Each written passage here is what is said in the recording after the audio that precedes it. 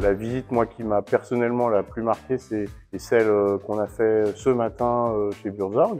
On est complètement au cœur des dispositifs de service à domicile, avec une dimension qui est déjà intégrée aux Pays-Bas, qui est le mix entre l'aide et le soin. C'est évidemment extrêmement enrichissant au titre d'Oxilize, mais aussi au titre de la fédération, vu qu'on est amené à discuter justement des différents modèles d'organisation, aussi bien avec nos tutelles financières qu'avec nos propres adhérents. Donc là, on était totalement au cœur du sujet.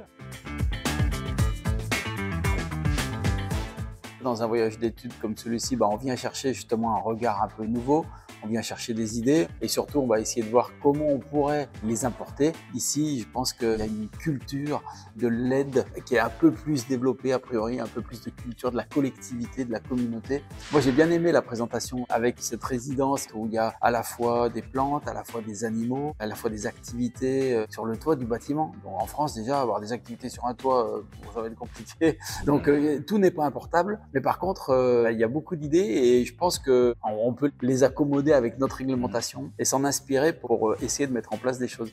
Moi, ce qui m'a marqué là, c'est que cet hôpital reconstruise donc à partir d'un échec, ils reconstruisent en fait un écosystème où ils vont tout mélanger. Donc, on y retrouve des dentistes, une pharmacie, une école d'infirmières, un petit centre pour autistes. Donc, ils créent une espèce d'écosystème où on sent que chacun finalement vient s'entourer d'autres. Et c'est ça que je trouve vraiment inspirant, quoi.